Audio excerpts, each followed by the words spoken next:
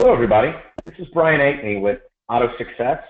I'd like to thank you for taking the time to join us today. Today I have two guests. Today I have Ted DuPuy, who we've had on several times in the past, and Ted's with Flick Fusion. I also have Owen Moon. He's the CEO of CarFlick 360. He's also a service marketing consultant with Drive Service Sites. Today, we're going to be talking about dealership service departments and how to dominate, that it's time to dominate your market. Now, before we get started, a couple things that I would like to show you and share with you. Let me just pull this up. If you have not come to Auto Success webinars yet on Facebook, please do. This is a group where you can interact with my speakers, with our attendees, and also with the Auto Success staff. I invite you to join this group on Facebook to interact with all three groups. You can also suggest topics and guests you might want to see in the future that I haven't had on yet. If you feel like your dealership is doing something that's truly incredible and you would like to be considered to be a guest on a podcast or a webinar, please go there and let us know. Or you're welcome to message me directly through Facebook or respond to any of the emails that you get.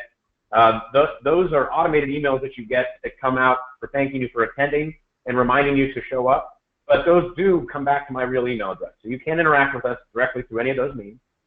Now today, for this webinar, we want to have all of you really involved today. So please ask questions as we go.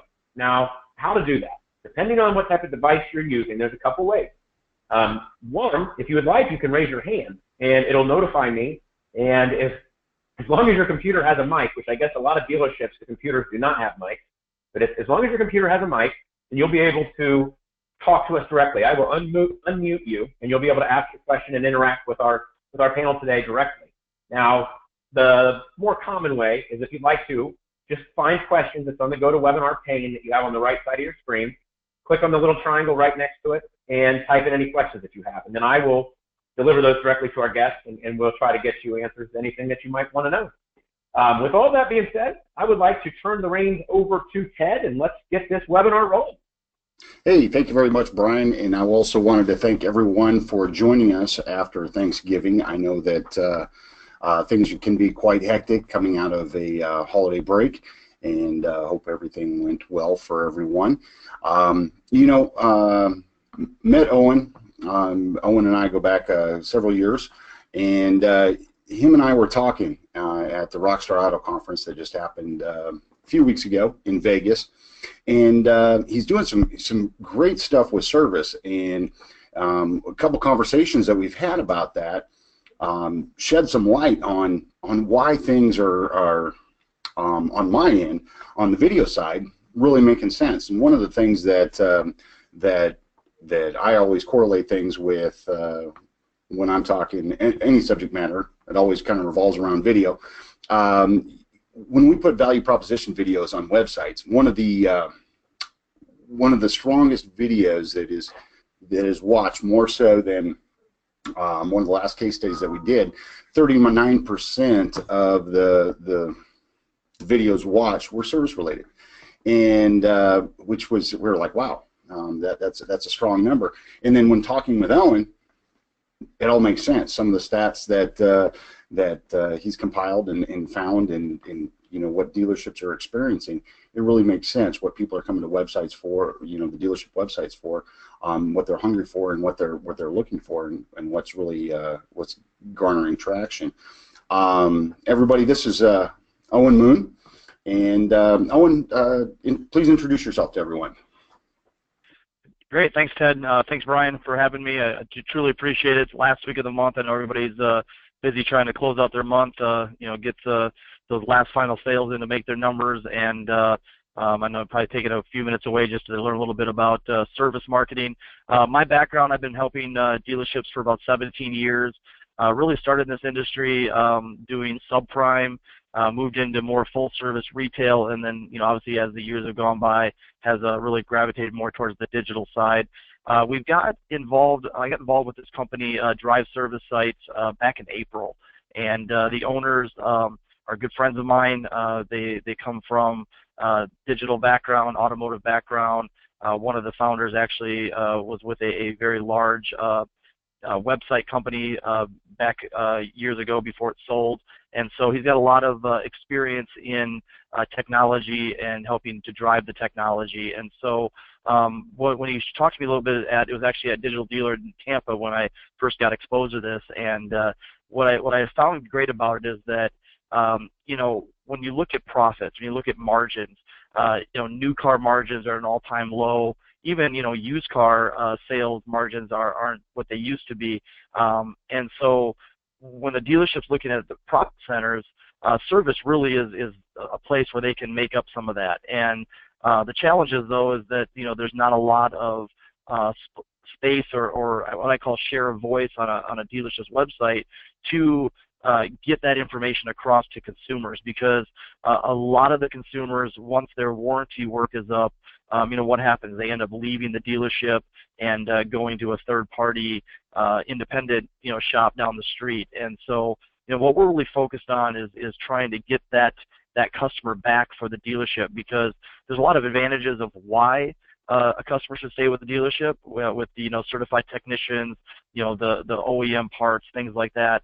But at the end of the day, you have to make it make sense to the customer. And so we're doing several things to do that. And that's why I really call it the golden opportunity right now. And I think as 2018 rolls around, it's going to become a bigger focal point for dealerships in general. So with that, how are you seeing that dealerships are really leveraging themselves to up against the Jiffy Lubes, the ones that are just primarily, is that, from the conversations we had, and I'm not pointing out not that they're doing bad service, they're designated service areas, correct? I mean, yeah. One-stop places that, so you have, some of the stats you were saying that 40% of the web traffic is all about service, but only 3% of the website is designated for service, and we have all these marketing dollars are going for sales, which sales are important. That's what the car dealerships do. They're there to sell cars, but part of the revenue stream, part of the steady stream that keeps dealerships afloat from doing this, that keeps them doing this, is parts and service, fixed ops. And absolutely. The thing about the service department is that when you look at a dealership's website, you go to any website, there's going to be a service tab, and then underneath the service tab might be a couple other tabs, schedule service that they've integrated with an Xtime or some sort of a service scheduler. There's a lot of dealership websites that don't have any content on it, have no reason for a consumer to look at the dealership as a viable solution other than the warranty work. And so what makes a independent like a Jiffy Lube, the Pep Boys, things like that, very I guess a kind of a thorn in the dealership side is the fact that that's all they do. They only do service. So their websites are all generated around service content, coupons, different things like that. So Google actually looks at that as an authority. And so when people are out there looking for maybe Honda Accord oil change or Chevy brake service, things like that, up till this point, a lot of the stuff that shows up organically is going to be the stuff that the independents, the Jiffy Lubes, the Pep Boys, the Valvoline, stuff like that, because they're the ones that have all the content. So what we're really doing is we're really giving that share of voice back to the dealership by providing them with a standalone website, and I think you can see an example of one of them here. Imagine having an entire website to tell your message as opposed to just a couple pages. And also by having that standalone website, Google's going to look at that and say, hey, if you're looking for a Honda Accord oil change, in Denver, they're going to now see Mile High Honda, for example. This is one of my customers, as a higher authority than the standalone site.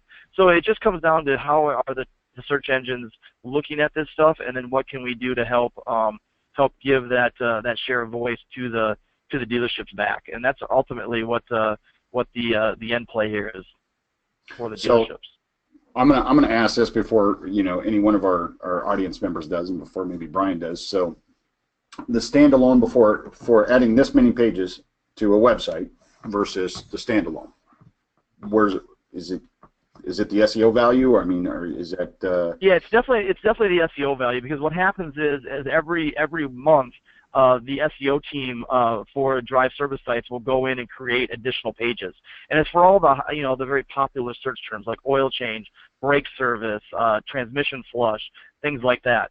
But I think ultimately it also gives the dealership an opportunity to sell their staff. I mean, you got maybe each certified technicians or Honda certified technicians, however, every manufacturer calls them a little bit different. But at the end of the day, it gives them an opportunity to really talk about who they are. Maybe it's the fact that they've got a coffee bar or a children's area. So when a mom has to come in with their 3 kids, they're not going to be tearing the place apart. They can go in there and play in the children's area while she enjoys a cup of coffee and gives the kids a couple cookies, and they hang out. I mean, that's important to a lot of consumers, is the environment that they're walking into. And I think that's a much better environment than going into a third-party site, and I won't name them because I don't, they're all different. But I've been to a lot of them where it's a dirty, old, it's got rusted-out chairs.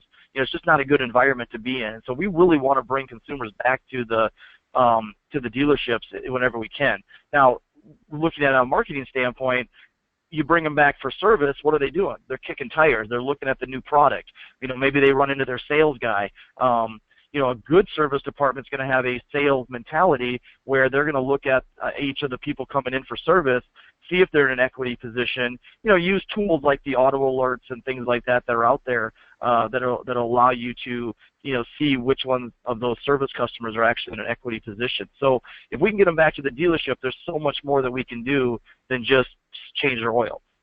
So those are part of the reason why a service website is a good opportunity for a dealership to really dominate service for their market. The other thing you can do is drive traffic to these sites. So if you want to go on, I've seen more and more stuff on Facebook and stuff. Right now up in the Midwest here, we're and as you know, Ted, being from the Iowa area, we're winterizing our vehicles, right? We're getting ready for that winter snow.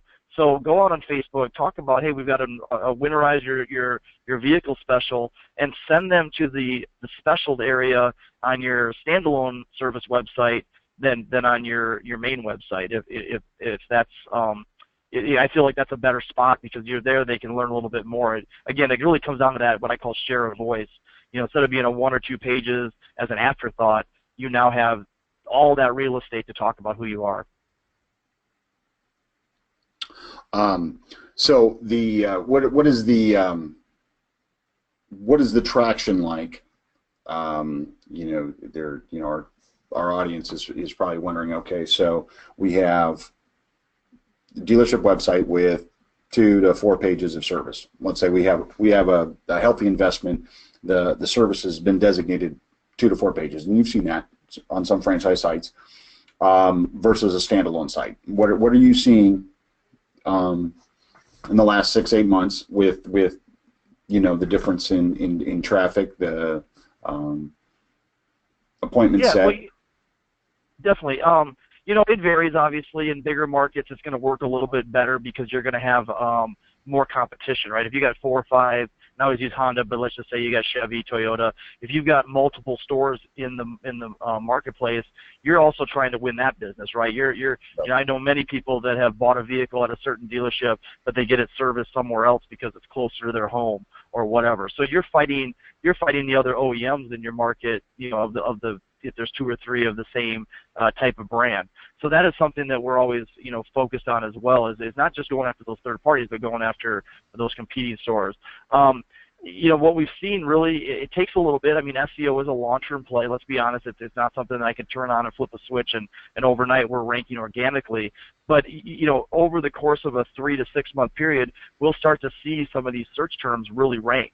And then, the longer they're in play, the more we add to to it is obviously it creates that additional strength. And pretty soon you'll start to see, not only will you be dominating for those service terms for the standalone site, but because your other site already ranks, a lot of times as well, what we're really doing is we're pushing your competition down. In fact, I've got and I can, anybody that wants to get some information on this, I can send you some stuff. But there's I've seen several times where we've gone in and done some spot checks on certain search terms, and what you'll see is the first 5 or 6 positions will be the dealership, and it'll be a combination of the dealership's service website and their main website. And what we've done essentially is removed all your competition from that first page. So the organic, conquest type of customer that's out there just searching for, oil change, Honda Accord oil change, or Chevy, brake service in your market, we've essentially taken the competition and moved them to page 2, which, just because it's service doesn't, Google still applies. I mean, if you're not on page 1, and even if you're not in the first 2 or 3, positions, you're basically invisible. So if I'm picking up what you're throwing down. Hey Brian, we can't hear you, but Oh, you got a question? Yeah, he was talking. Yeah, you know what? There we go. Owen, I had a question. When you say you're pushing your competition off of the search, are you speaking specifically and only about the other franchise dealers, or are you also removing the independent shops? Are you also seeing that you're able to push them off of the result as well? Yeah, it really depends on the search term, because if you get into very brand specific, that's where you start to really push down your brand competitors. If you, the independents are a little tougher, obviously. I mean, they've got a lot of good content. Google has looked at them for years. So, what we really want to do is try to give a share of voice on page 1 there with that. So it's a little easier when it's in a brand specific scenario, but that's ultimately the goal, is to eventually, own those first 1 or 2 spots for all the search terms that we are that we're building content out for and really focusing on for the dealership. And the dealership, you might have different goals too. I mean, on a monthly basis, as you look at what's happening and that sort of thing, we want to make sure that that we're meeting those goals. I mean, they may say, hey, we have all the oil change business we can manage, but we really could use some more of the other stuff, other types of services. So those are things that we look at too. We don't just, it's not just a blanket approach. It's really designed around the individual needs of the dealership. So. Okay. So what our audience can take away from this in the interim is that doing service dedicated sites.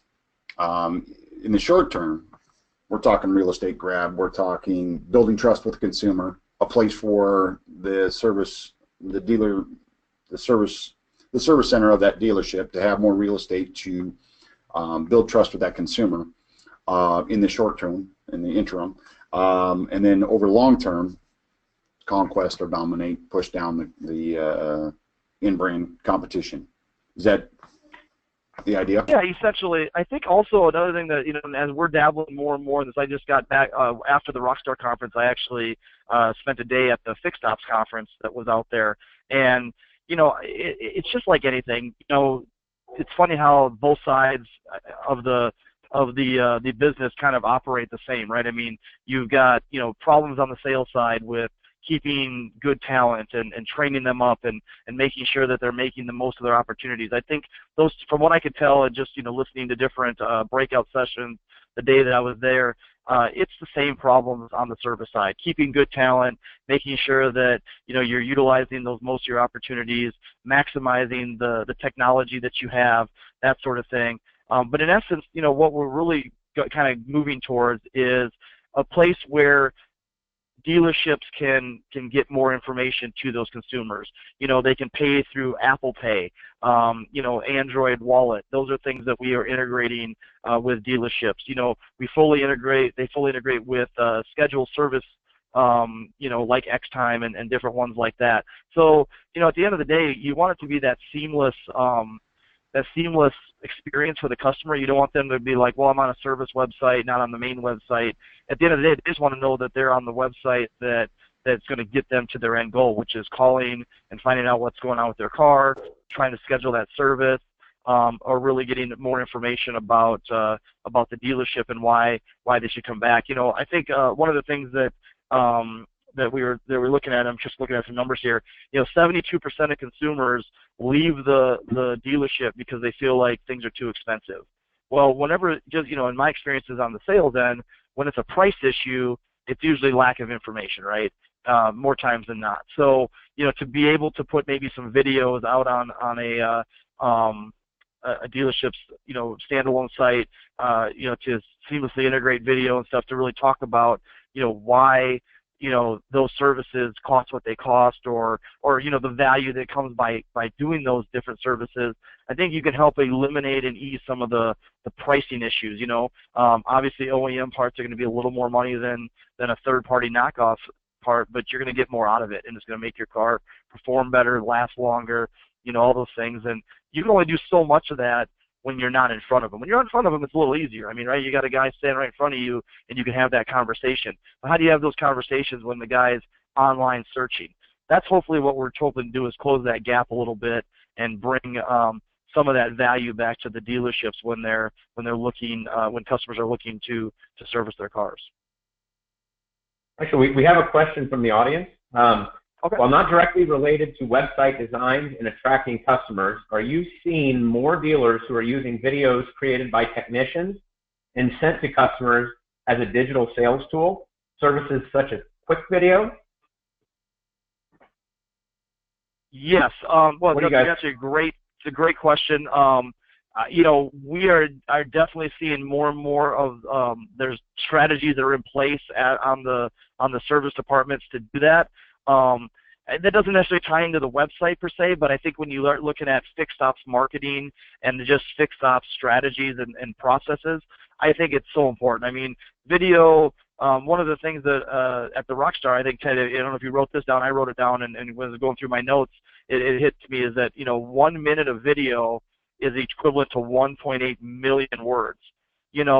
It's amazing how much video can really tell the story. And if you've got a technician that's literally showing that customer, that their muffler's leak, got a hole in it, or that they're, have an oil leak, instead of telling them and the guy, maybe believing you, maybe not, actually showing them, it goes a long ways into building trust that, hey, we're fully transparent. Here's what you got. You don't have to fix it today, but I've got the thing up on the list. Let's get it done. And here's what's going to cost you, and that sort of thing. So yeah, I think there's more of that happening. I think some of the service CRMs need to really look. I don't get into that side of the business too much in terms of the CRM work and stuff like that. But I know there's companies out there that are looking at taking those old service customers that are 18 to 24 months that haven't been into the service bay, and try to get those people back in as well. And so I think video would be a great way to sort of reconnect your service advisor with the customer. So yeah, video is definitely, if you can get, anytime you can incorporate video, I think you're definitely going in the right direction, in my opinion.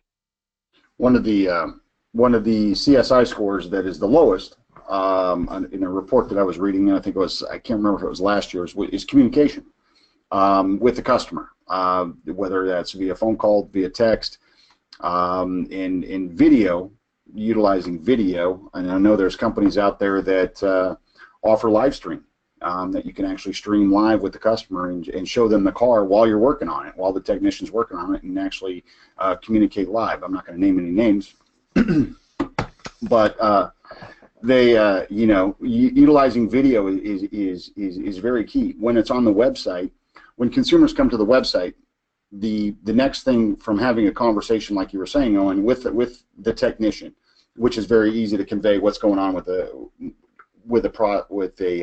service or a process of a service, building trust with that consumer is explaining, not in detail, but 1,000-foot overview of why you need to do this, what can go wrong if you don't do it correctly by a certified technician, and go ahead, have this other have your mechanic take a look at it, but make sure that everything's warranted and everything else, blah blah blah. But having those videos on there, building trust with that consumer, having your website be the YouTube channel that they come back to for the how-to videos. I've always said that how-to videos are the best conquest videos that you could ever put out there.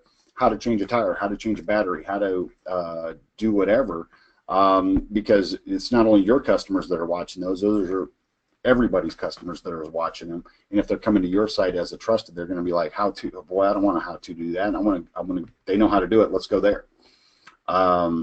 So yeah, that just takes work, right? I mean, part of I think the challenge with anybody, whether you're a car dealership or a florist, in your local market, is setting yourself apart. Why should people come to you as opposed to your competition? So what we've just done really with the service websites is giving dealerships an opportunity to have service departments have their own voice. Just to kind of, I guess, tie this in as well, there are some dealerships and some brands that kind of frown against third-party sites, and so they won't let Toyota, I think, is one of them that's kind of, from what I've heard, and Ford too has a great their corporate side, OEM side, have a very robust service strategy. So what we've actually started to do as well, and I found that we're having some success with this as well, is doing actual SEO on the main website as well. So there is some options there. I think that if anytime you can have your own share of voice, your own standalone product, you're in a much better place. And it gives you those opportunities to do what you're saying, to get creative, to put those how-to videos on there, to be able to really sell the service department as the experts in the area for the type of service that you're looking for. And that's ultimately what a standalone website will do for the dealership.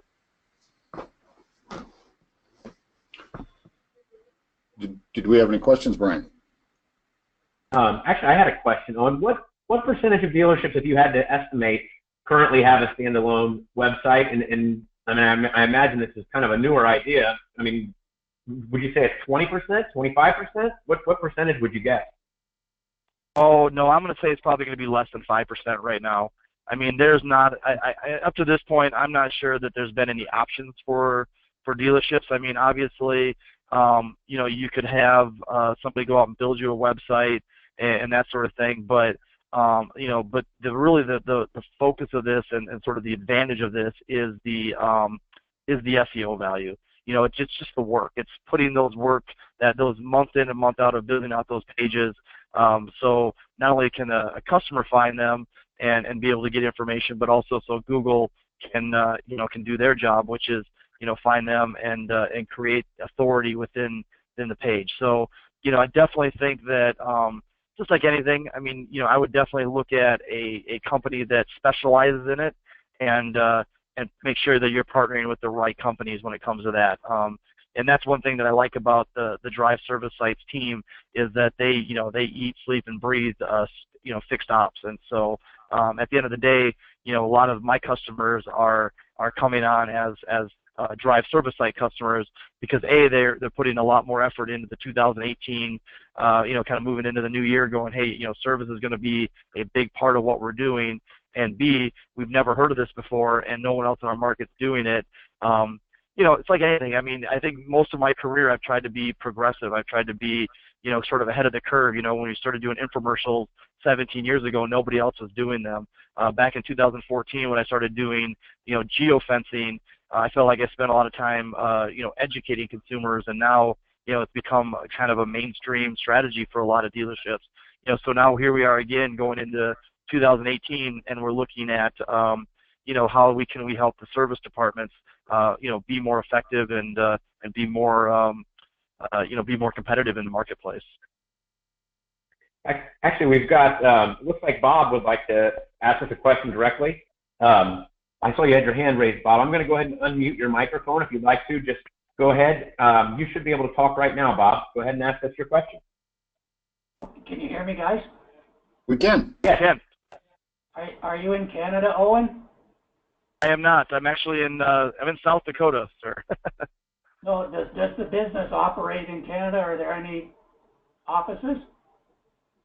No, the main office is actually down in Texas, and so you'll see a lot of the live sites we have right now are like in Austin, San Antonio, Dallas, but we're really starting to you're really starting to push into other markets as well. Denver, Pennsylvania, New Jersey, stuff like that. And I think as more and more of this becomes a a big talking point, and as dealerships start to see that, hey, we have some options here, I think that you're going to see, a huge growth in 2018 with this type of strategy. Okay, thank you. No problem, sir. Thank you. Thank you for participating, Bob. We have another typed-in question, guys. How can we beat the independents on Google, not just show up with them? I mean, do you have a strategy where that can happen, Owen? Let's be honest. I mean, Google's going to have multiple spots, on page one. So, it's going to be really hard to eliminate them 100%. But I think what the idea there is with the independents is if we can, get them to the site and show them that, hey, we've got, a seasoned staff, we've got a great location, a great facility, and we're gonna ease some of those concerns that consumers have had in the past of why they leave once their warranty's up.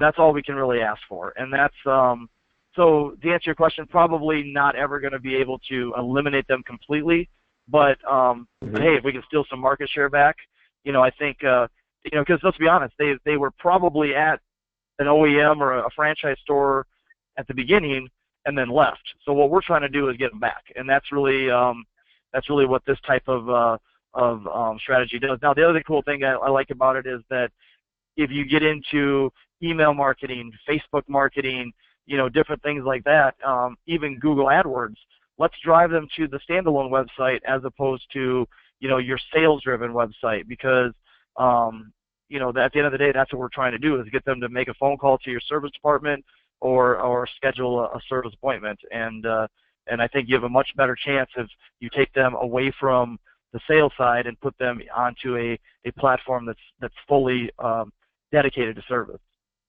Also, all right, now we've got another. Oh, go ahead, Ted. Including video on your site as well. A lot of these places that Owen talked about may have a company-driven or embedded video, but they're not going to have the resources that a dealership is going to have to use video as a marketing tool at your disposal. Why not get the service advisor or the service manager on some videos and talk about his background and why people should come back to the dealership, basically, and not necessarily say it like that, but why should they come to the dealership to get their Honda service? What are the advantages? Those are the things that I think dealerships should be doing more of anyways, and why not make it so it's in an area where they can sort of really build that consumer confidence. All right, we've got another person that would like to ask a question directly. Walt, I'm going to go ahead and unmute you. Walt, are you there? Are you with us? Maybe not.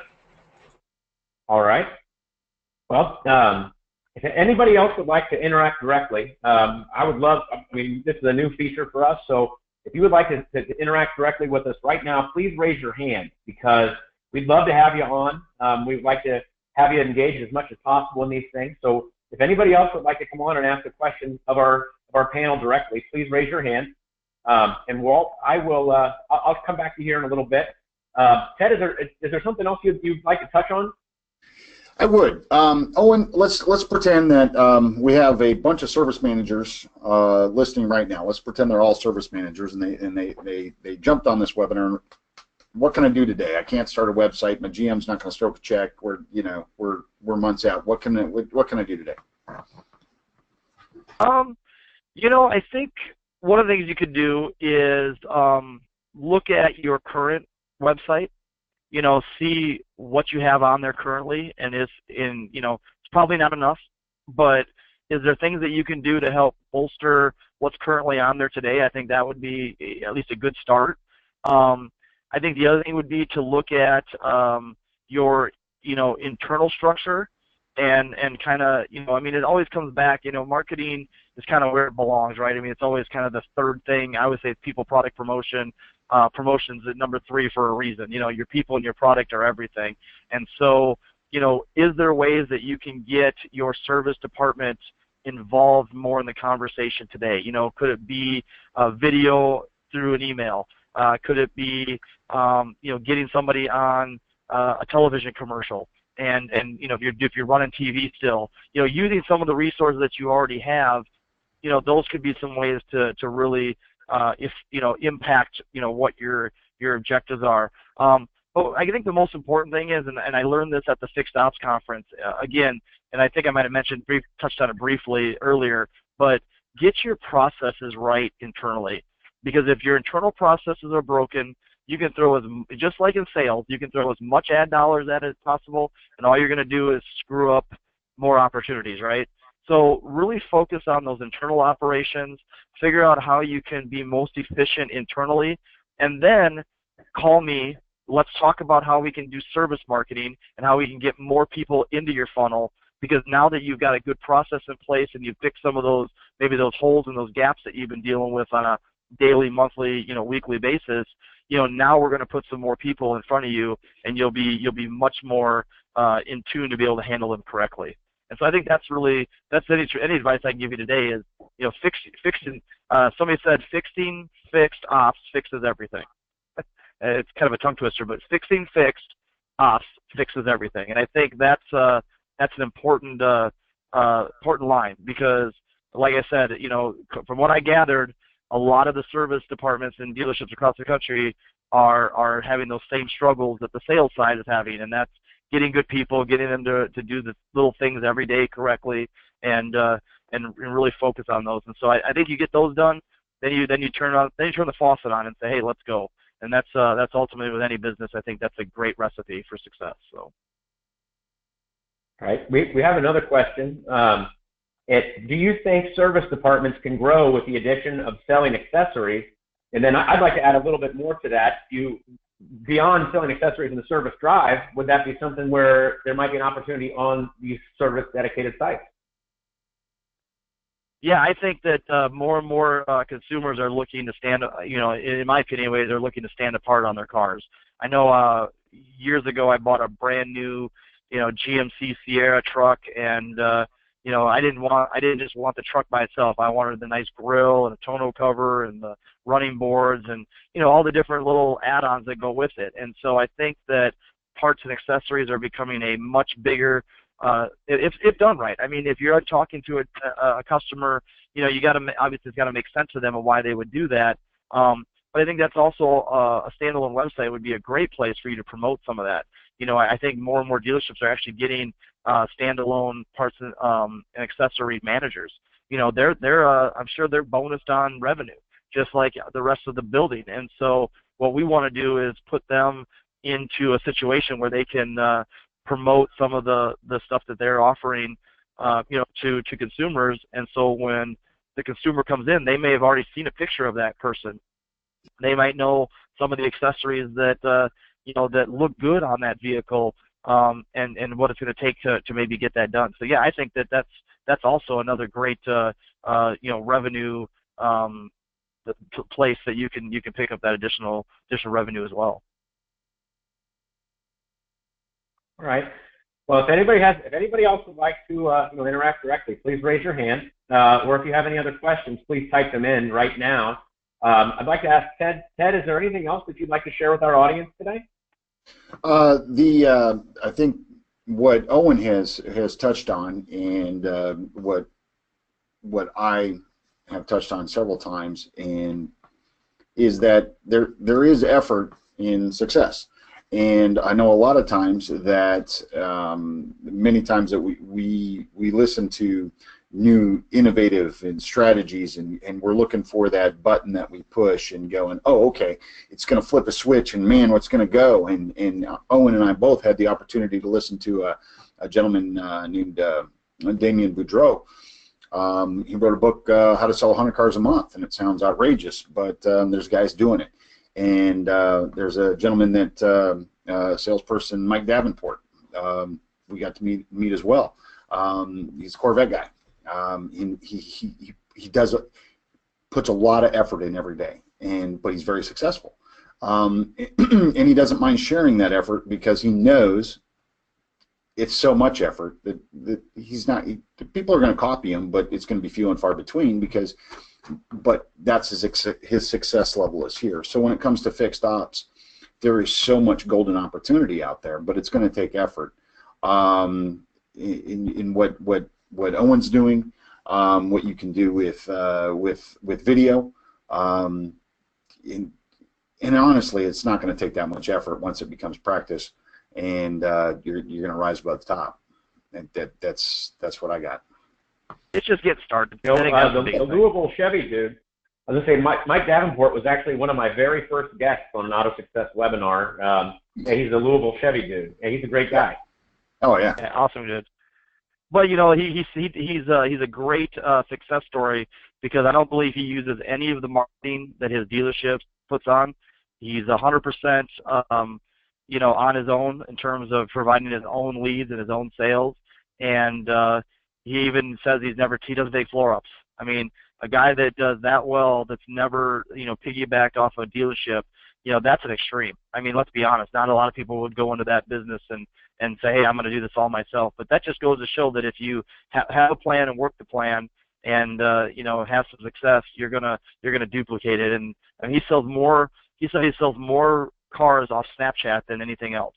Snapchat.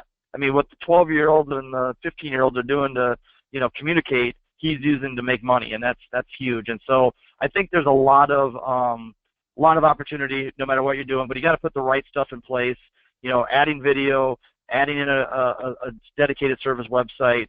You know, that's a great start, but that's a great foundation to build off it. And as you move forward, I think you'll come up with other ideas that's going to work for you guys. So. Well, it looks like that's all the questions that we have. I'd like to thank everybody that took the time to join us today for coming. Now, if you thought that the information we provided today was valuable, please join us again for a future webinar. And, you know, if you feel others in the dealership could benefit from this webinar, please reply to me or reach out to Ted or Owen, and we'll get you a recording of it. Also, if you feel that these webinars are great, tell people about it. You know, share it with the other people in the dealership and invite them to a future Auto Success webinar. That being said, I'd like to thank everybody for coming. Ted, if you'd like to say goodbye, we can let everybody get back to work.